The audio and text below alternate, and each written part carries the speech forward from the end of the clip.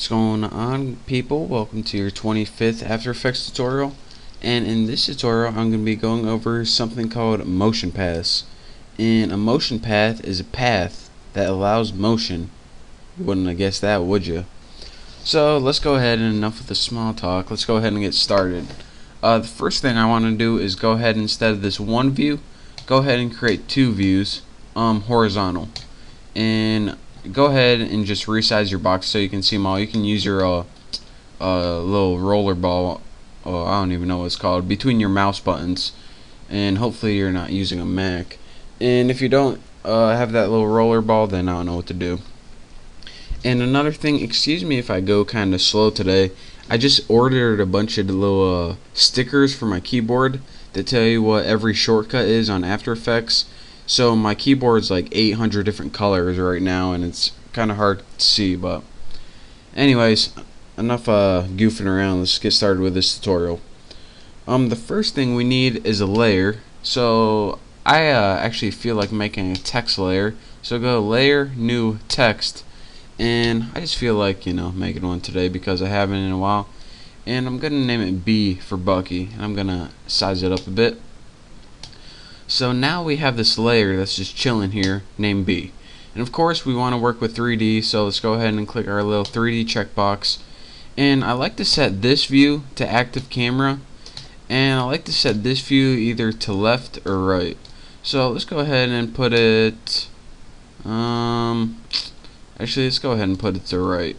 Feel more comfortable. I'm right-handed. Does it have anything to do with it? I'll let you be the judge.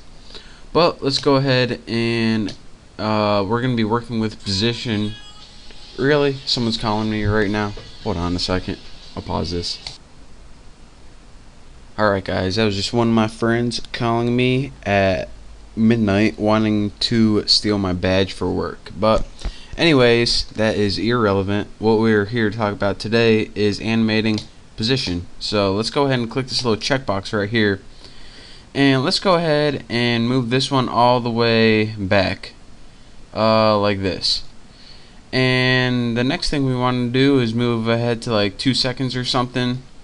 And then we want to move this up a little bit and towards us. Right there, looks nice. And as you can see from this right angle, you can see, well, the right view, and from the active angle you can see the front view of it.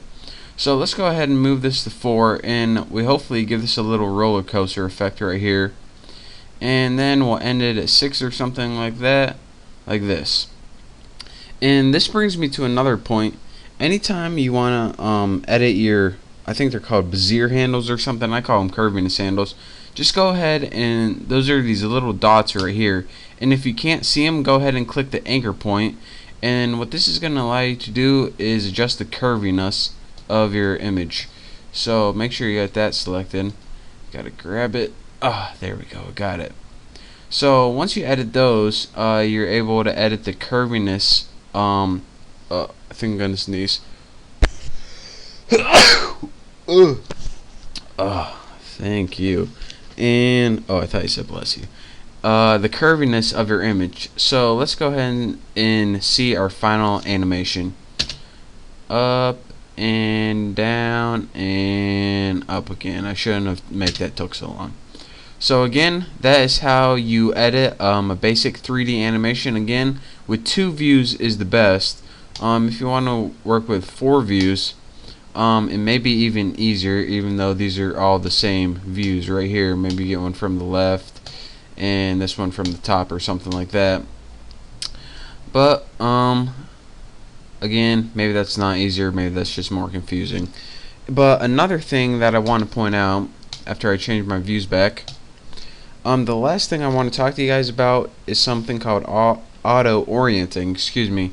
So let's go ahead and select this layer and put layer, transform auto orient, and click OK. And as you can tell, what this does is allows your animation to orient along the path. And I accidentally added another keyframe right there, but that's irrelevant. And you can really tell what's going on in this one right here. What it's doing is your letter or layer is orienting along the path. Now there are a couple errors about this, but you can fix them easy if you could tell that your B is flipped around.